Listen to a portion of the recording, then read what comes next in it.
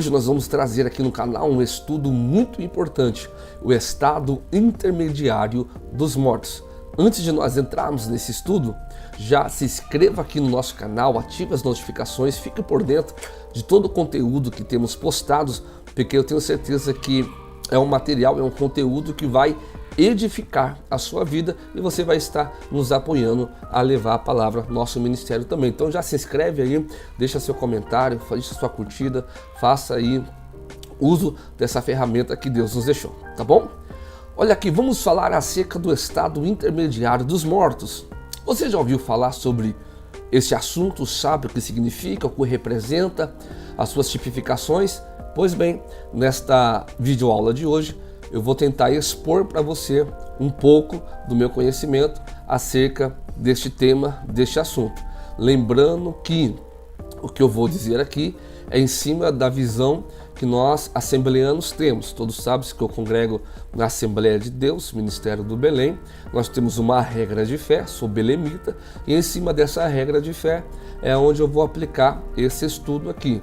É claro que existem outras visões acerca do assunto, outras linhas de raciocínio, mas eu vou defender aquela que eu acredito à luz da Bíblia e ao final desse estudo você tira o seu critério se você gostou ou não, tá bom?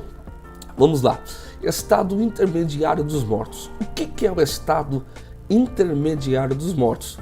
Quando falamos nesse assunto, o estado intermediário dos mortos é o período da existência da alma separada do corpo enquanto aguarda a ressurreição. Lembrando que nós teremos duas ressurreições que ainda estão para acontecer. Daqui a pouquinho mais à frente eu falo mais sobre elas. Então, quando refere-se ao tema o estado intermediário dos mortos, é o estado onde estão os que morreram e estão aguardando a ressurreição. Tanto aqueles que morreram em Cristo, morreram salvos, como também os ímpios perdidos, que morreram sem salvação.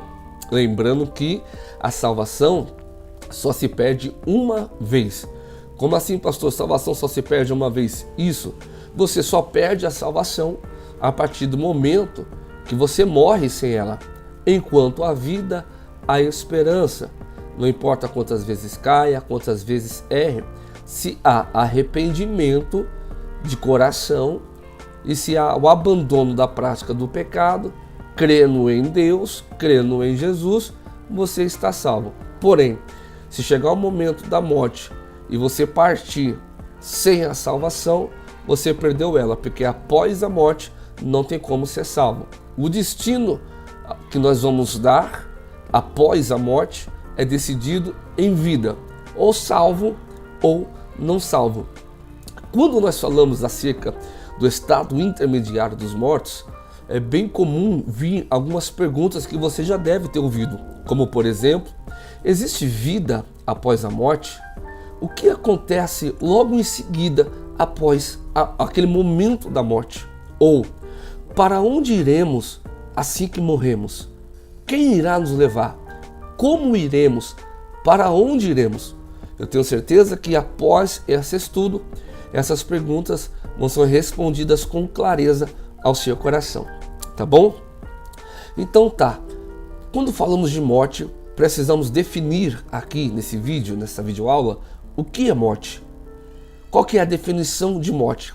Segundo a medicina, a morte é a paralisação de todos os órgãos vitais, como por exemplo, o coração. Segundo a medicina, quando seu corpo deixa de funcionar, é atestado, é assinado o óbito, é atestado a morte. Agora, segundo a Bíblia, a morte é a separação do corpo e do espírito. Lembrando que nós, pré-tribulacionistas, assembleanos, pentecostais, temos por fé e acreditamos na tricotomia. Nós acreditamos que um homem criado por Deus é um ser tricotômico. Por que o senhor diz isso, pastor? O que é tricotomia? O termo tricotomia significa aquilo que é dividido em três. Então, se eu creio que o homem é um ser tricotômico, é um homem, é um ser formado por 3 elementos. Quais são esses elementos? Corpo, alma e espírito. Nós somos formados por 3 elementos: corpo, alma e espírito. Logo 3, tricotômico ou a tricotomia. Por que nós cremos na tricotomia? Porque Deus nos fez a sua imagem e semelhança. A Bíblia Sagrada diz em Gênesis capítulo 1, versículo 26: façamos o homem conforme a nossa imagem e a nossa semelhança. Se cremos na Trindade de Deus, lembrando que a palavra Trindade não existe na Bíblia, mas nós cremos na triunidade ou na Trindade divina, Trindade santa, logo nós cremos também na tricotomia, o ser humano formado por 3 elementos. Apesar da palavra Trindade não existir na Bíblia, nós temos diversas passagens que justificam Deus como 3 em 1. Por exemplo, o Evangelho de Jesus, segundo escreveu Mateus, capítulo 3, versículos 16 e 17, diz assim, eu vou ler para você: e sendo Jesus batizado, saiu logo da água, e eis que lhe abriram os céus, e viu o Espírito de Deus descendo como pomba e vindo sobre ele. E eis que uma voz do céu dizia: este é o meu Filho amado, em quem me comprazo. Nessa passagem do batismo de Jesus, nós vemos os 3. Deus Pai, aquele a quem disse: esse é meu Filho amado, em quem me comprazo. O Espírito Santo, que é Deus, a terceira pessoa da Trindade, que desceu em forma de pomba corpórea. E a segunda pessoa da Trindade, o Filho de Deus, a saber, Jesus Cristo. Os 3 sendo um.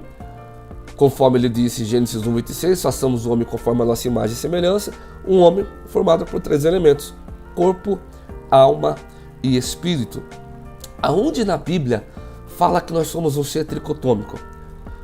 Por exemplo, na primeira carta que Paulo escreve aos Tessalonicenses, no capítulo 5, no versículo 23, ele diz assim: e o mesmo Deus de paz vos santifique em tudo, em vosso espírito, alma e corpo. Em vosso espírito, alma e corpo sejam plenamente conservados irrepreensíveis para a vinda de nosso Senhor e Salvador Jesus Cristo. Paulo citando na carta que ele escreve à igreja de Tessalônica o ser tricotômico, o espírito, a alma e o corpo. O escritor aos Hebreus, no capítulo 4, no versículo 12, ele também fala acerca dessa tricotomia. Ele diz assim: porque a palavra de Deus é viva e eficaz, e mais penetrante do que espada alguma de 2 gumes, e penetra até a divisão da alma e do espírito. Para ser criação, alma, espírito, logo precisam de um corpo. Tricotomia, mais uma vez, revelada na Bíblia. Das juntas e medulas e é apta para discernir os pensamentos do coração. O escritor aos Hebreus falando do poder da palavra de Deus. Então, se eu entendo que nós somos um ser tricotômico, corpo, alma e espírito, eu não vou entrar no critério da alma nesse vídeo. Nós vamos entender que a alma e o espírito caminham junto, eles não se separam. Uma vez que a alma é o campo das nossas emoções, dos nossos sentimentos, né? A alma caminha junto com o espírito, tá bom? Não são um só, mas caminham junto. São 3, corpo, alma e espírito. Então, baseado nessa ideologia que somos um ser tricotômico, logo nós temos que por morte é a separação do corpo, da alma e do espírito. O corpo é essa matéria que nós vemos aqui. É essa matéria que veio do pó, aquela que Deus formou em Gênesis capítulo 2, versículo 7, que diz assim: e formou Deus o homem do pó da terra. Então essa matéria, esse corpo, é o pó, é o que perece na morte. A alma e o espírito permanecem vivos. Sim, existe vida após a morte. A morte não é o fim. Na verdade, a morte é o começo de uma vida eterna, com Deus ou sem Deus. mas todos, quando morrem, iniciam-se uma vida eterna. Então, se a morte é a separação do corpo e do espírito, logo eu entendo que um corpo sem uma alma e sem o espírito é um corpo morto, é um corpo sem vida. Quer ver? Eclesiastes, Salomão escreveu no capítulo 12, no versículo 7. Na morte, e o pó voltará à terra, o pó voltará ao pó, e o espírito volta para Deus que o deu. Outro exemplo de morte na Bíblia, definição de morte, o próprio Cristo. Em Lucas, capítulo 23, e o versículo 46, diz assim: e clamando com grande voz, disse: Pai, em tuas mãos eu entrego o meu espírito. E havendo dito isto, expirou. Ou, havendo dito isto, morreu. Olha o que Jesus disse: Pai, em tuas mãos eu entrego o meu espírito. A partir do momento que Jesus entrega o espírito ao Pai, o corpo morre, fica sem vida. Se você ler o Evangelho de Jesus Cristo, segundo escreveu o apóstolo João, no capítulo de número 20, você vai ver que após a morte de Jesus, ele é sepultado no túmulo de José de Arimateia, um túmulo que nunca tinha sido até então utilizado ou usado. O corpo é sepultado, mas o espírito é entregue à separação do corpo e do espírito. Pois bem, se nós começamos a entender isso, em ambos os versículos que eu citei aqui, nós vemos a morte em ação. Logo, nós vamos concluir que só há vida no corpo quando há a presença do Espírito. Tá dando para entender até aqui? Legal, vamos continuar. Hebreus capítulo 9 e o versículo 27, o escritor ele afirma que da mesma forma o homem está destinado a morrer só uma vez e depois da morte enfrentar o seu juízo, enfrentar o seu destino. Então o homem está ordenado a morrer uma vez só. Logo após a morte, vamos enfrentar o nosso destino. Esse destino, lembrando, já disse, nós escolhemos em vida. Enquanto estamos vivos, é onde nós temos a escolha para onde nós iremos após da morte. Voltando aqui então, o estado intermediário dos mortos fala desse período após a separação do corpo e do espírito até o dia da ressurreição. Esse período da morte até o dia da ressurreição é chamado de estado intermediário dos mortos, em Cristo ou sem Cristo, salvos ou perdidos. Desde o dia da sua morte até o dia da ressurreição, compreendemos esse espaço de tempo e o chamamos de estado intermediário. Por que até o dia da ressurreição? Porque haverá uma ressurreição para os justos que morreram salvos e haverá uma ressurreição para os injustos que morreram sem a salvação. Está na Bíblia e eu vou ler para você. Evangelho segundo escreveu João de novo, capítulo 5, do versículo 26 ao 29, diz assim: não vos maravilheis distos, porque vem a hora em que todos os que estão nos sepulcros, todos que morreram estão sepultados, ouvirão a sua voz. E os que fizeram bem sairão para a ressurreição da vida, e os que fizeram mal para a ressurreição da condenação. O que Jesus está dizendo? Olha, não fica maravilhado com isso, porque todos que morreram ouvirão a sua voz, ouvirão a voz. E quando ouvir essa voz, ressuscitarão. Os justos ressuscitarão para a vida e os injustos ressuscitarão para a sua condenação. Tá bom? Então aqui, esse texto deixa claro para nós que após a morte nós vamos ter dois grupos. O primeiro grupo são aqueles que morreram salvos, aqueles que morreram acreditando em Deus, desde Adão até o dia do arrebatamento, os que morreram salvos. O segundo grupo são aqueles que negaram a Deus, que negaram a salvação, que negaram a Cristo, que negaram a fé, que não aceitaram o perdão de Deus, nem a graça que está posta a nós e nem a sua misericórdia. Lembrando que nós hoje somos salvos pela graça. A carta que Paulo escreveu aos Romanos, no capítulo 3, diz que todos nós pecamos e estávamos no grupo que morreríamos sem salvação. Mas, pela graça de Deus e a sua misericórdia, nos foi concedido o perdão. Então, por causa do perdão, nós somos incluídos no grupo que partiremos salvos para a eternidade. Então, hoje eu vou falar apenas de um grupo específico, que é esse grupo dos que morreram salvos em Jesus. Vamos lá. Ambos, até o dia da morte de Cristo, iam para um lugar chamado Hades. Desde Adão, da primeira morte física do homem, até a morte de Jesus Cristo, todos aqueles que morreram salvos e não salvos iam para um lugar chamado Hades. O que significa Hades? A definição desse lugar, segundo o dicionário Vini, é a região dos espíritos que morreram, incluindo os santos em períodos de transição à ascensão de Cristo. Ou seja, desde Adão até Cristo, todos que morreram, salvos e não salvos, iam para o mesmo lugar. Esse lugar tinha um nome, até hoje tem o nome de Hades, que quer dizer inferno, prisão. Espera aí, pastor, o senhor está me dizendo que até os salvos iam para esse lugar chamado Hades, que quer dizer inferno, prisão? Sim, é isso mesmo. Lembrando que este inferno, prisão, não é um inferno de lago de fogo e enxofre, porque o lago de fogo e enxofre ainda não foi inaugurado.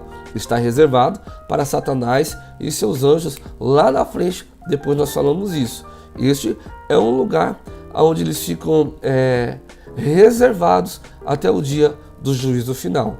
Porém, quando nós falamos desse Hades, dentro desse Hades, que é esse inferno prisão, havia um abismo. E esse abismo, essa fenda e esse espaço dividia esse inferno prisão em duas partes. Então entenda, o Hades era dividido em duas partes, onde tem um abismo no meio. De um lado desse abismo é um lugar de tormento, de dor, de sofrimento, onde tem chamas que torturam quem está lá. Há um abismo e do outro lado do abismo tem um lugar dentro desse Hades que é chamado de seio de Abraão, ou mesmo chamado de paraíso. No paraíso é o lugar aonde iam os mortos desde Adão até a morte de Cristo para o Hades e ficavam deste lado, chamado paraíso ou seio de Abraão, que é um lugar de descanso. Lá não tem dor, lá não tem sofrimento, lá não tem choro, lá não tem lágrima, lá tem Deus. E os que morreram sem salvação ficavam desse outro lado, um lugar de dor, de sofrimento, de tormenta.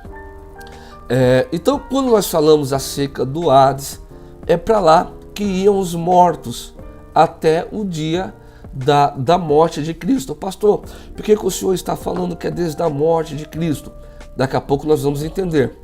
Do outro lado do abismo, então, um lugar de tormenta, de dor, de sofrimento, que alguns conhecem esse Hades como Sheol, Geena, que são as almas que morrem sem Cristo, até os dias de hoje, sem Cristo, as almas perdidas continuam indo para este lugar. E os que morrem em Cristo, após a sua ressurreição, o seu destino é outro lugar. Nós já vamos falar nisso daqui. Para nós entendermos melhor, então, o que é o Hades, o inferno, prisão, o paraíso que estava abaixo da terra, nós vamos entender um texto que quem vai escrever é o evangelista Lucas, no capítulo 16. Eu vou ler esse texto para você. Lucas 16, a partir do versículo 19 ao versículo 31. Diz assim: Ora, havia um homem rico e vestia-se de púrpura e de linho finíssimo, e vivia todos os dias regalada e esplendidamente. Havia também um certo mendigo, chamado Lázaro, que jazia, cheio de feridas, à porta daquele homem rico, e desejava alimentar-se das migalhas que caíam da mesa do rico. E os próprios cães vinham lamber-lhes as chagas. E aconteceu que o mendigo morreu e foi levado pelos anjos para o seio de Abraão. E morreu também o rico e foi sepultado. E no inferno ergueu os olhos, estando em tormentos, e viu ao longe Abraão e a Lázaro no seu seio. E clamando disse: Pai Abraão, tem misericórdia de mim, e manda a Lázaro que molhe na água a ponta do seu dedo e me refresque a língua, porque estou atormentado nesta chama. Disse, porém, Abraão: Filho, lembra-te que recebeste os teus bens em tua vida, e Lázaro somente males, e agora este é consolado e tu é atormentado. Olha o que o pai Abraão disse: e além disso, está posto um grande abismo entre nós e vós, de sorte que os que quisessem passar daqui para vós não poderiam, nem tampouco os de lá passar para cá.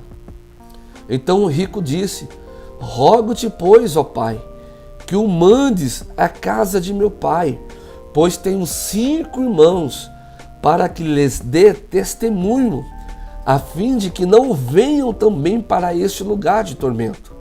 Disse-lhe Abraão: Ora, tem Moisés e os seus profetas, que eles os ouçam. E disse ele: Não, pai Abraão, mas se algum dentre os mortos fosse ter com eles, arrepender-se-iam. Porém, Abraão lhe disse: Se não ouvem a Moisés e aos profetas, tampouco acreditarão, ainda que alguns dos mortos ressuscite. Pois bem, com certeza aí na sua Bíblia vai estar escrito na epígrafe desse texto a parábola do rico e do Lázaro. Mas deixa eu te dizer uma coisa: isto não é uma parábola. Pastor, a Bíblia está errada? Não, a Bíblia não está errada. Mas em algum momento da tradução acabaram incluindo na epígrafe desse texto o nome parábola, mas não é uma parábola. Por que, pastor, o senhor disse que não é uma parábola? Pelo simples fato que Jesus usava como metodologia as parábolas para ensinamentos, tanto para os indoutos quanto para os doutos também. E as parábolas que Jesus contou têm por si uma característica. E qual que é essa característica? Todas as parábolas contadas por Jesus não têm nome próprio. Ele não cita nome em suas parábolas. Por exemplo, se você abrir a sua Bíblia, no Evangelho de Jesus Cristo, segundo escreveu Lucas, capítulo 15, você vai ver a parábola do filho pródigo, do pai, do irmão mais velho, dos servos. Não tem nome próprio. Ainda no capítulo 15, ele conta a história de uma mulher que tinha 10 dracmas, perdeu uma, chamou as vizinhas e as amigas, mas ele não cita nome próprio, porque é uma parábola, é uma história que Jesus contou para ilustrar alguma situação. Por exemplo, Lucas 15 ainda tem a parábola do pastor e das 100 ovelhas, aquela história que uma ovelha se perdeu. Ele não fala o nome do pastor, porque é uma história ilustrativa. Porém, Jesus continua falando a parábola do mordomo infiel, não tem nome. A parábola do dono da vinha, em Mateus capítulo 20, que saiu à procura de trabalhadores, não tem nome próprio. Porém, aqui nesse texto de Lucas, capítulo de número 16, não é uma parábola, porque ele cita alguns nomes próprios. Por exemplo, ele cita o nome de Lázaro. Lembrando que esse Lázaro não é o Lázaro que ressuscitou lá em João capítulo 11, é um outro Lázaro. Ele cita o nome de Abraão. Abraão, a pessoa que realmente existiu, pai Abraão. Ele cita um diálogo entre os que estão no inferno e o pai Abraão que está no paraíso. Ele também cita o nome de Moisés. Então perceba, com a citação dos nomes próprios, essa história que Jesus contou não é uma parábola, mas sim é uma história real. Isso que Jesus contou aconteceu. É de fato uma história baseada em fatos reais também. Quando nós lemos esse texto, então, de Lucas capítulo 15, nós vamos entender algumas coisas acerca deste paraíso e acerca desse inferno-prisão. Por exemplo, nós vamos entender que o paraíso é um lugar de descanso. Então, os que morreram desde Adão até Cristo desciam para esse Hades e ficavam nesse lugar chamado seio de Abraão ou paraíso, lugar de descanso, lugar de delícia. Outra conclusão que nós temos com esse texto é que o inferno é um lugar de tormento em meio a chamas. Olha o que o rico disse: Pai Abraão, eu estou atormentado em chamas. Peça que o Lázaro molhe a ponta do dedo na água e passe na minha língua. Ele está atormentado pelo fogo, atormentado pela chama. Outra resposta é uma questão muito importante. Há quem diga que após a morte nós perderemos nossas memórias e nossa consciência. Esse texto deixa bem claro que mesmo após a morte, e mesmo ele morrendo sem salvação e no inferno, lembrou de sua casa, lembrou que tinha 5 irmãos e lembrou que a sua família precisava ser alertada sobre este lugar. Com isso, nós concluímos que depois da morte, nós não perdemos as nossas consciências. Porém, há uma diferenciação. Os que morreram sem Cristo, que morreram sem salvação, se lembrarão de todas as coisas que foram feitas em vida em seu estado de consciência. E os que morreram salvos não terão lembranças ruins no paraíso, somente lembranças boas, sentimentos bons, sentimentos de alegria, lembranças do seu estado de consciência, porém lembranças boas. A sua memória não será retirada. Há alguns versículos na Bíblia que diz que após a morte o corpo não pode esboçar reação, não ter memória, mas isso refere-se ao corpo. Realmente, o corpo é inerte, o corpo não tem memória, o corpo não tem vida, o corpo não tem sinais vitais, o corpo não tem respiração, o corpo não tem lembrança, o corpo está inerte, mas o espírito e a alma permanecem em estado de sã consciência também. Outro detalhe que nós vamos aprender durante esse período do estado intermediário dos mortos: quem está no inferno não tem acesso ao paraíso. Quem está no paraíso não tem acesso às profundezas do inferno. Perceba que quando este que morreu sem salvação pede para o pai Abraão um pouco de água, a resposta do pai Abraão, que nesse texto simboliza Deus, diz assim: olha, há um abismo entre nós e nós não podemos invadir um espaço do outro. Quem morreu sem salvação, está condenado a uma vida eterna de sofrimento e dor. E quem morreu salvo está destinado a uma vida eterna de descanso, repouso, de paz e de alegria. Um ambiente não invade o outro. Uma outra coisa interessante sobre a vida após a morte. No momento da morte, irmãos, dá licença aqui. Oh glória, a água é muito bom.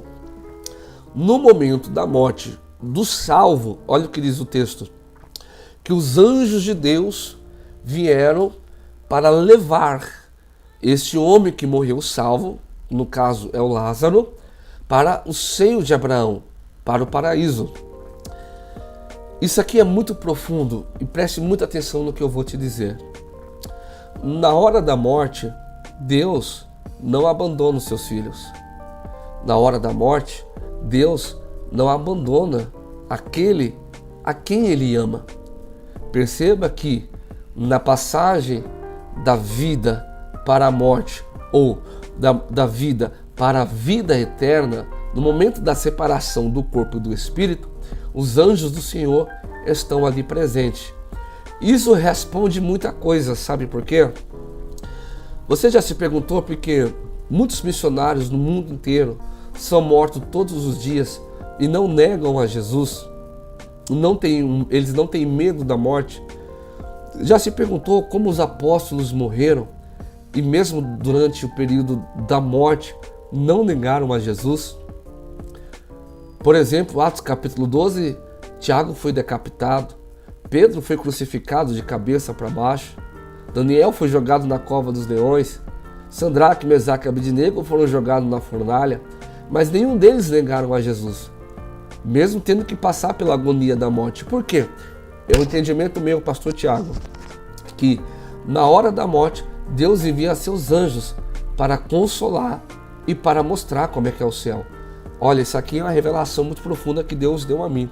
Então quer dizer que o crente salvo, porque Jesus não veio levar crente, ele veio levar salvo, os salvos, na hora da morte, eles são acompanhados pelos anjos, eles podem contemplar os céus abertos.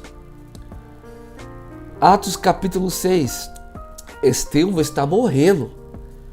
Estevão, o diácono da igreja primitiva, o primeiro mártir da igreja, Estevão, ele está sendo assassinado, executado por apedrejamento. E o que Estevão vê enquanto é apedrejado? Ele vê os céus abertos e Jesus em pé no trono.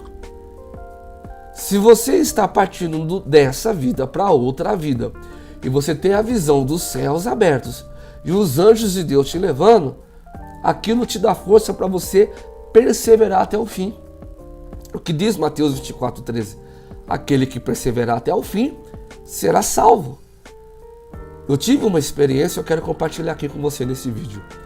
Dia 29 de fevereiro de 2020, ano bissexto, Deus se recolheu, meu saudoso pai, pastor Isaías. Eu lembro que eu estava no leito do hospital com ele, e quando eu conversava com meu pai, ele conversava comigo e conversava com uma outra pessoa acerca do céu, falando, dialogando como é que era o céu. Eu perguntei para a médica e enfermeira de plantão, elas disseram que era normal eles variar por causa da medicação. Então eu falei, tudo bem, ele deve estar variando por causa da medicação. Mas ele conversava comigo e com uma outra pessoa que só ele via acerca de como era o céu. Algumas horas depois chegou mais 2 leitos dentro do quarto onde ele estava na UTI. Esses 2 leitos que chegaram começaram a conversar também sobre o céu junto com meu pai. Os 3 viam uma pessoa que só eles viam, eu lá dentro, ouvia eles falando sobre o céu, mas não via com quem eles estavam falando. Pois bem, isso foi entre quinta e sexta-feira. No sábado, Deus se recolheu meu pai para a glória. No mesmo dia que Deus se recolheu meu pai, aqueles outros 2 que estavam no quarto dele também entraram em óbito. Deus recolheu os 3. Eu concluí com esse texto que eu estou dizendo aqui. Deus envia seus anjos para consolar, fortalecer e mostrar o que espera do outro lado. E quando você tem a revelação do que tem do outro lado, você não se apega a nada dessa terra. Quando você tem a revelação do que te espera do lado de lá, o salvo, o paraíso, os céus abertos, os anjos de Deus, levando você para um lugar de descanso, você abre mão de tudo isso daqui. Outra coisa que nós podemos concluir que esse texto, esse lugar chamado Hades, que era dividido por um grande abismo, onde tinha o inferno prisão e onde tinha o lugar dos salvos, que era chamado de paraíso, estava localizado nas profundezas da terra, bem abaixo da terra. Vamos lá, esse lugar continua lá até hoje? Não. O inferno prisão continua. Os que morreram sem Cristo continuam descendo para esse lugar chamado Hades, Sheol, Gehenna, inferno prisão, e vão ficar lá até o dia da ressurreição para o juízo final, tá bom? E os salvos em Cristo? Jesus arrancou eles de lá. Vou te explicar por quê. Efésios, capítulo 4, versículo 9, diz assim: ora, ele subiu, que é, senão que também antes tenha descido às partes mais baixas da terra. Esse texto está falando de Cristo. Quando Cristo morreu na cruz do Calvário, Ele disse para aquele ladrão, uns minutos antes de morrer, lembra do ladrão que se converteu na cruz do Calvário? O que Jesus disse para ele? Fica tranquilo, você vai morrer. A sua morte é a consequência do seu pecado, é a consequência do teu erro. A consequência eu não vou tirar, a consequência você vai ter que enfrentar, que é a morte de cruz. Mas já que você se arrependeu, teu espírito e a alma vão ser salvos, porque hoje mesmo estará comigo no paraíso. Jesus não nos livra da consequência do pecado, ele perdoa, mas a consequência mantém. O ladrão morreu na cruz como consequência do pecado e visitou o paraíso junto com Jesus. Jesus disse, hoje mesmo estarás comigo no paraíso. Efésios capítulo 4, versículo 9 diz que após a morte de Cristo, seu corpo foi sepultado, mas em espírito Cristo desceu às profundezas da terra. Jesus foi aonde estavam os salvos, que estavam no paraíso, que ficava dentro do Hades, mesmo lugar do inferno, prisão. E Jesus fez o que naquele lugar? Primeira carta de Pedro, capítulo 3, versículo 18 e 19 diz, porque também Cristo padeceu, ou seja, morreu uma vez pelos pecados. Os justos morreu pelos injustos. Cristo, que é justo, morreu por nós, que somos injustos, para levar-nos a Deus. Então a morte de Cristo nos leva a Deus. Porém, diz assim, mortificado, na verdade, na carne. Ou seja, Jesus morto na carne, mas vivo no espírito. Lembra a separação do corpo e da alma? Do corpo e do espírito. O corpo de Jesus está morto, mas vivo do espírito, ele foi e pregou aos espíritos em prisão. Na verdade, Jesus fez o seguinte, ele se revelou àqueles que morreram desde Adão até o dia da sua morte. Porque Cristo só foi revelado no Novo Testamento. E as pessoas que morreram antes não conheciam a Cristo. Cristo se revela para eles dizendo, olha, eu sou o Filho de Deus. Jesus vai até o paraíso, as profundezas do inferno, ali no Hades, onde estava o paraíso, e prega para os espíritos que morreram sem conhecer a Cristo. Ele se revela naquele momento. O que Jesus fez depois que pregou? Jesus falou assim, a partir de agora, o paraíso não será mais embaixo, o paraíso será em cima. Lembrando que nós temos 3 céus. O primeiro céu é esse céu que nós vemos, que é o céu onde nós vemos as estrelas, as nuvens. O segundo céu é o espaço sideral, onde estão os corpos celestes. E o terceiro céu, onde está a glória de Deus. Paulo disse, eu subi até o terceiro céu. Se dentro do corpo ou fora do corpo, eu não sei, mas eu não queria voltar de lá. Se eu fosse Paulo, também não ia querer voltar de lá. Mas então, quando Jesus morre, ele vai até as profundezas e retira esse seio de Abraão, esse paraíso que está embaixo. Olha o que diz a Bíblia. Eu não sei se você já leu esse versículo, mas Mateus, capítulo 27, versículos 52 e 53, diz assim, quando Jesus pegou esse cativeiro e subiu, irmãos, Jesus ressuscitou. Jesus é a primícia da ressurreição. Jesus, diz Paulo em 1 carta aos Coríntios, capítulo 15, que ele é a primícia. Quando Jesus ressuscita, ele traz com ele todos aqueles que estavam no paraíso, ressuscitaram também. Você não pegou? Olha o que diz a Bíblia. Desculpa. Em Mateus capítulo 27. Os sepulcros se abriram e os corpos de muitos santos que tinham morrido foram ressuscitados. E saindo do sepulcro, após a ressurreição de Jesus, entraram na cidade e apareceram a muitos. Não sou eu que estou dizendo, é a Bíblia. Diz que após a ressurreição de Jesus, quando ele trouxe o paraíso para si, muitos daqueles que estavam no paraíso ressuscitaram e apareceram. E as outras pessoas que estavam vivas viram esses que ressuscitaram após a ressurreição, porque Jesus foi o primeiro. E o que acontece? Ele ressuscitou e ficou na terra? Não. Efésios capítulo 4, versículo 8.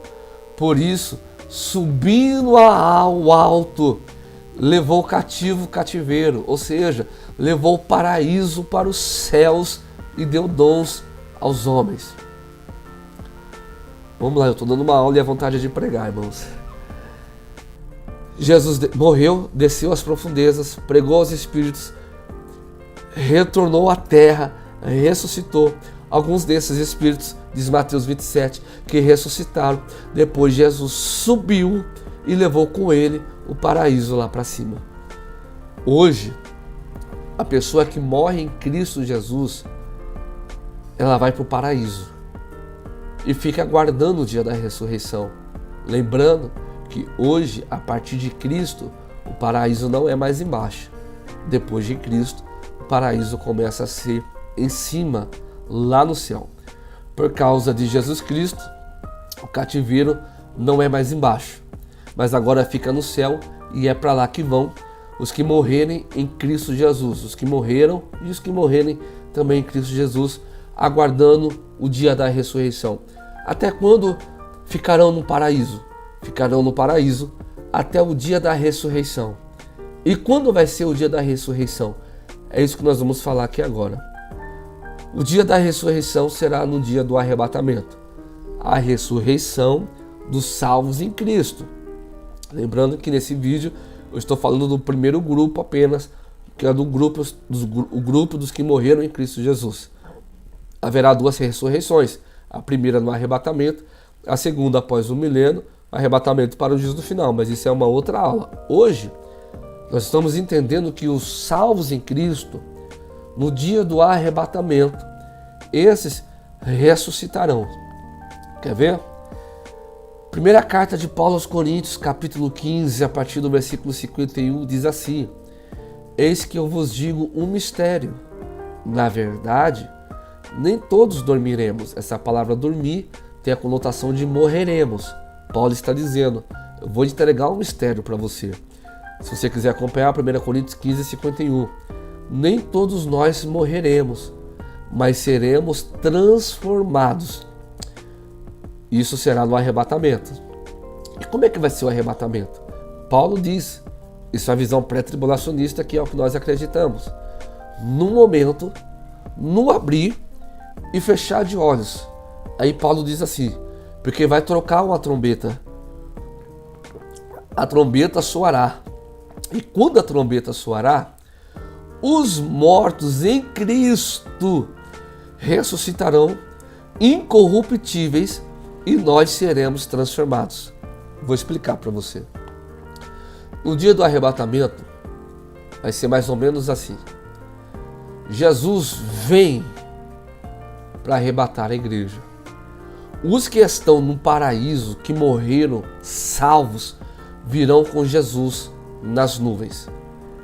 Estará Jesus, os salvos em Cristo, os anjos, os arcanjos, os querubins, os serafins, todas as nuvens. Aí Jesus vai tocar uma trombeta, não sei se é Jesus que vai tocar, mas vai haver um toque de uma trombeta. Quando essa trombeta tocar, os espíritos daqueles que morreram em Cristo Jesus descerão à terra, e a terra vai dar conta dos seus corpos, sejam eles sepultados na terra, cremados, dilacerados, afogados, a terra vai dar conta dos corpos.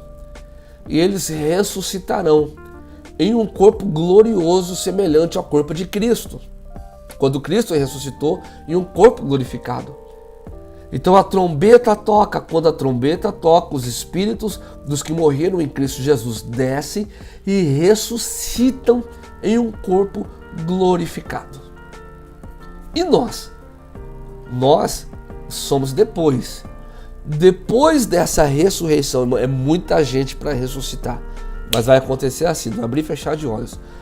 Depois que eles ressuscitarem, Paulo diz assim, e nós que estamos vivos, porque eu creio que nós somos a geração do arrebatamento, não experimentaremos a morte. Nós que estamos vivos, seremos transformados também em um corpo glorificado. Eu vou continuar lendo o texto para você entender. Porque convém que isto que é corruptível se revista da incorruptibilidade, e isto que é mortal se revista da imortalidade. E quando isto que é corrupto se revestir da incorruptibilidade, e isto que é mortal se revestir da imortalidade, então cumprir-se-á a palavra que está escrita: tragada foi a morte da vitória. Aí o texto é lindo, irmãos. O texto de 1 Coríntios, capítulo 15, continua dizendo: onde está a morte, ó teu arguilhão? Onde está o inferno, a tua vitória? Ora, o arguilhão da morte é o pecado, e a força do pecado é a lei. Aí Paulo diz: mas graças a Deus que nos dá a vitória para o nosso Senhor e Salvador Jesus Cristo. Oh glória! Mas o texto não acaba aqui. Ainda tratando desse assunto, primeira carta de Paulo aos Tessalonicenses, capítulo 4, a partir do versículo 13, olha o que o apóstolo escreve à igreja de Tessalônica: não quero, irmãos, que sejais ignorantes acerca dos que já morreram, para que não vos entristeçais como os demais que não têm esperança. Olha o que Paulo está dizendo: não se entristeça por aqueles que já morreram em Cristo. Você está triste achando que não há mais esperança, mas ainda tem uma esperança. Aí o que Paulo diz? Porque se cremos que Jesus morreu e ressuscitou, assim também nós cremos que os que morreram em Cristo, Deus o tornará a trazer com ele. É o que diz a Bíblia. Dizemos, pois, isto, pela palavra do Senhor, que nós, os que ficamos vivos para a vinda do Senhor, não precederemos os que dormem na ressurreição. O que ele está dizendo? Nós que estamos vivos não seremos transformados primeiro do que aqueles que já morreram. Primeiro, os que morreram em Cristo serão transformados em um corpo de glória. Logo após, nós que estamos vivos seremos transformados em um corpo glorificado. É isso que ele diz. Porque o mesmo Senhor descerá do céu com alarido, com voz de arcanjo, com trombeta de Deus, e os que morreram em Cristo, está na Bíblia, 1 Tessalonicenses, capítulo 4, a partir do versículo 13, ressuscitarão primeiro. Depois nós, os que ficarmos vivos, seremos arrebatados juntamente com eles nas nuvens a encontrar com o Senhor nos ares. Olha essa revelação. Os mortos em Cristo sendo ressuscitados e tendo seus corpos glorificados. Nós que estamos vivos, tendo nosso corpo glorificado, se ajuntaremos. Os vivos com os mortos ressuscitados na primeira ressurreição em um corpo perfeito, em um corpo que não tem erro, em um corpo que não tem falha, em um corpo incorruptível.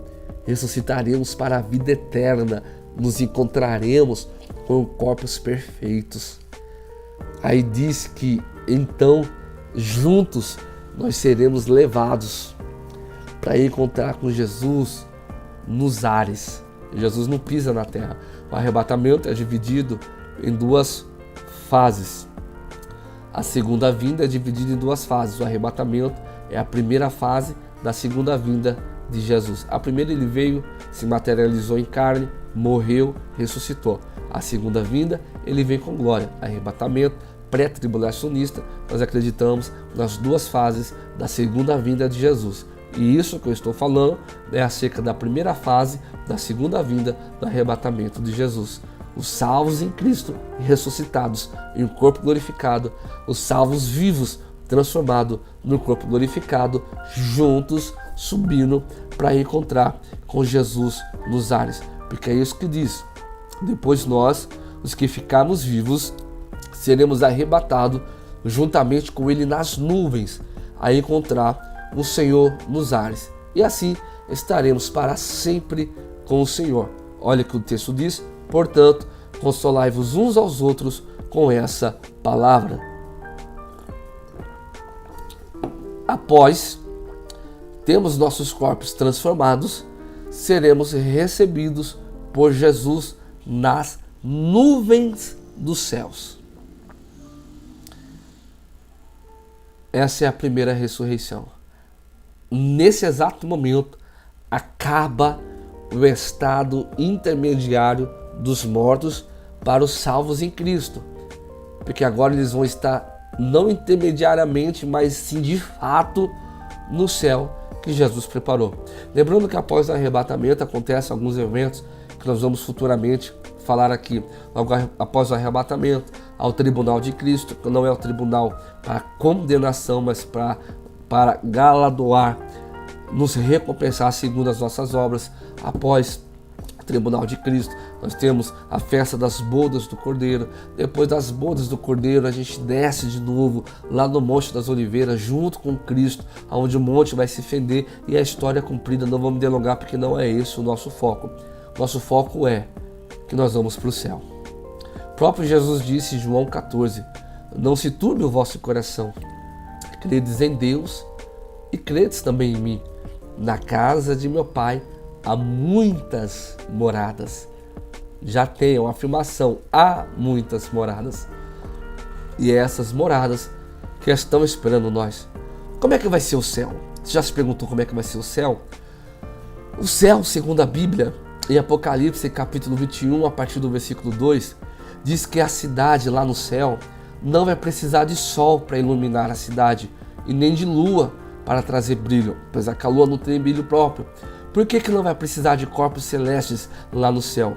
Porque a Bíblia diz assim, a cidade não precisa de sol nem de lua para brilharem sobre ela, pois a glória de Deus a ilumina e o Cordeiro, Jesus, é a sua candeia.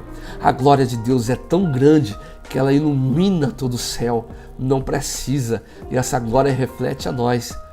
É Jesus brilhando e o brilho de Cristo batendo em nós e a cidade ficando iluminada. Olha que coisa linda. O que diz a Bíblia sobre o céu? Apóstolo Tiago, carta do apóstolo Tiago, capítulo 1, versículo 12. No céu receberemos uma coroa de honra. Jesus tem uma coroa de honra preparada para os salvos em Cristo Jesus. O que mais diz a Bíblia acerca do céu? A Bíblia diz lá em Apocalipse capítulo 4, versículo 5, que nós vamos poder ver a Deus, amá-lo e servi-lo. Hoje nós o amamos e o servimos, mas nós não podemos vê-lo. Mas lá no céu nós poderemos ver a Deus, ver a Jesus. Oh glória, que coisa linda, meus irmãos. Primeira carta de Pedro, capítulo 1 e versículo 9, diz que lá no céu há uma recompensa nos esperando. Essa recompensa é a eterna salvação, uma eterna salvação em um lugar de alegria constante. Não é momentos de alegria, mas é uma alegria incessante. E além dessa alegria, um lugar de paz, um lugar de... Oh, irmão, que coisa linda é o céu. O que mais a Bíblia diz? A Bíblia diz, na carta que João escreveu, Apocalipse, capítulo 21, do versículo 4 ao versículo 7, diz assim, e Deus limpará dos seus olhos toda lágrima, e não haverá mais morte. Olha que lindo, no céu, Jesus limpará dos seus olhos toda lágrima, lá não tem choro. Por isso que Jesus disse em Mateus capítulo 5, versículo 4, bem-aventurados que choram, porque lá no céu serão consolados. Apocalipse 21, lá não haverá mais morte, nem pranto, nem clamor, nem dor, porque as primeiras coisas já são passadas. Isso aqui, irmão, é ser passado. Não vai ter esse tipo de sentimento lá no céu. E o que estava sentado no trono disse, eis que agora eu faço nova todas as coisas. Olha que coisa linda. E disse-me ainda, escreve, porque essas palavras são verdadeiras e fiéis. E disse mais, está cumprido. Olha o que Jesus falou, eu sou o alfa, eu sou o ômega, o princípio e o fim. A quem quer que tiver sede, dá-lhe-ei de graça, da água, da fonte da vida, da água da vida. Quem vencer, herdará todas as coisas que estão prometidas para o céu. Para quem vencer, eu serei o seu Deus e vós serão os meus filhos. Oh, coisa linda, irmãos. O céu é o que nos aguarda, o céu é o que nos espera, o céu é a promessa de Deus para nós. Por isso temos que ficar firmes para não partirmos dessa vida sem a salvação em Cristo Jesus. E eu vou te falar uma coisa, quando a gente sabe o lugar para onde vamos, a gente não tem medo da morte. O apóstolo Paulo, antes de morrer, escreveu uma carta a seu filho na fé, Timóteo. E olha as palavras do apóstolo Paulo, sabendo que iria morrer. Olha o que Paulo disse para Timóteo. Segunda carta de Timóteo, capítulo 4, versículos 7 e 8. Timóteo, meu filho, combati o bom combate, acabei a carreira e guardei a fé. Desde agora, a coroa da justiça me está guardada, a qual o Senhor, o justo juiz, me dará naquele dia, e não somente a mim, mas a todos os que amarem a sua vinda. Oh, irmãos, Paulo disse assim, eu vou morrer, porque eu já combati um bom combate, eu já encerrei minha carreira, mas eu guardei a minha fé. Agora o Senhor, o justo juiz, me trará uma coroa de justiça sobre a minha cabeça. Vale a pena ser fiel. Essa foi a nossa primeira aula, segunda. Eu tenho uma aula aqui no canal que eu falo sobre o estado intermediário dos mortos, mas eu falo acerca da morte espiritual, que é a primeira morte. Essa é a segunda aula e em breve nós voltaremos com a terceira, tá bom? Deixa seu comentário aí, o que você achou dessa aula, desse estudo. Já se inscreve no nosso canal, compartilha esta videoaula com o número máximo de pessoas que você puder, tá bom? Deus te abençoe, fica com Deus, obrigado. Nos veremos em breve, ou aqui ou na eternidade. Deus abençoe.